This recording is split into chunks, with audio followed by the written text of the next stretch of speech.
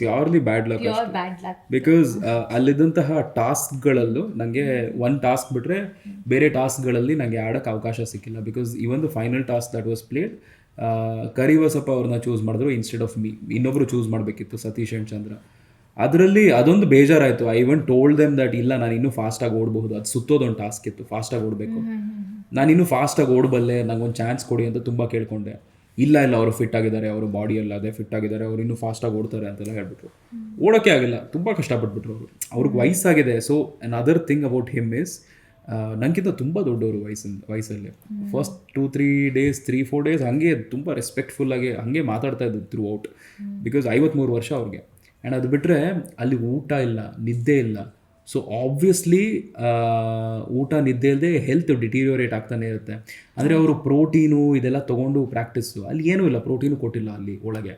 So ಸ್ವಲ್ಪ body ಎಲ್ಲ weak ಆಗ್ತಾ ಇದೆ. ಆ್ಯಂಡ್ ಅವಾಗವಾಗ ಅವ್ರು ವಾಶ್ರೂಮ್ ಯೂಸ್ ಮಾಡಬೇಕು, ಅವಾಗವಾಗ ಎಲ್ಲಿ ಹೋಗಬೇಕು, ಟೈಮಿಗೆ ನಿದ್ದೆ ಮಾಡಬೇಕು, ಇಲ್ಲಾಂದರೆ ಆಗಲ್ಲ. ಸೊ ಆ ಥರ ತುಂಬ ಪ್ರಾಬ್ಲಮ್. ಹಿಂಗೆ ಕುತ್ಕೊಳ್ತಾ ಇದ್ವಿ, ಕೂತಿದ್ದ ಜಾಗದಲ್ಲೇ ಹಿಂಗೆ ನಿದ್ದೆ ಹೋಗ್ಬಿಡೋದು. ಆಮೇಲೆ ನಾನು ಎಬ್ಬಿಸ್ಬಿಟ್ರೋಣ, ಇಲ್ಲ ಸುಮ್ಮನೆ ಎದ್ದೊಳಿ ಅಂತ. ಬಿಕಾಸ್ ಸಡನ್ನಾಗಿ ಜೋರಾಗಿ ಯಾವುದೋ ಒಂದು ನಾಯಿ ಸೌಂಡು ಏನೋ ಒಂದು ಹಾಕ್ಬಿಡ್ತಾಯಿದ್ರು. ಆ್ಯಂಡ್ ಅದು ಬೇರೆ ಪ್ರಾಬ್ಲಮ್ ಆಗಿಬಿಡ್ತಾಯಿತ್ತು ನಮ್ಗಳಿಗೆ. ಸೊ ಈ ರೀತಿ ತುಂಬ ಸಮಸ್ಯೆಗಳು. ಆ್ಯಂಡ್ ನನಗೆ ಓಪನಾಗಿ ಬೈಯೋಕ್ಕೂ ಭಯ.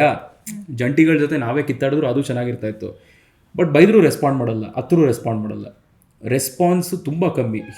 ರೆಗ್ಯುಲರ್ ಹ್ಯೂಮನ್ ಎಮೋಷನ್ಸಲ್ಲಿ ಎಲ್ಲ ಥರದ ಭಾವನೆಗಳಿರಬೇಕು, ಬಟ್ ಹೇಳ್ಕೊಳ್ಳಲ್ಲ ಆ ವ್ಯಕ್ತಿ. ಆ ಒಂದು ಚೌಕಟ್ಟು ಬಿಟ್ಟು ಆಚೆ ದಾಟಿಲ್ಲ.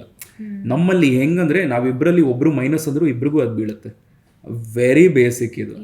ಸೊ ಅದಕ್ಕೆ I guess also they told, ತುಂಬ ಜನ ರೆಸ್ಪಾನ್ಸ್ ಏನಿದ್ದಿದೆ ಅಂದರೆ ನೀವು ಹೊಂದ್ಕೊಳ್ಳೋಕೆ ತುಂಬ ಟೈಮ್ ತೊಗೊಂಡ್ರಿ ಬೇರೆ ಕಂಟೆಸ್ಟೆಂಟ್ಸ್ ಜೊತೆ ಅಂತ ಹೇಳಿದಿತ್ತಲ್ಲ, ಅದಕ್ಕೆ ಇದೇ ಒಂದು ರೀಸನ್ ಇರ್ಬೋದು ಅಂತ. ಬಿಕಾಸ್ ನಾವೇ ಸರಿಗೆ ಹೊಂದ್ಕೊಂಡಿರೋದಿಲ್ವಲ್ಲ. ನಮ್ಮ ಕೆಮಿಸ್ಟ್ರಿ ಚೆನ್ನಾಗಿದ್ರೆ ಬೇರೆಯವ್ರ ಜೊತೆ.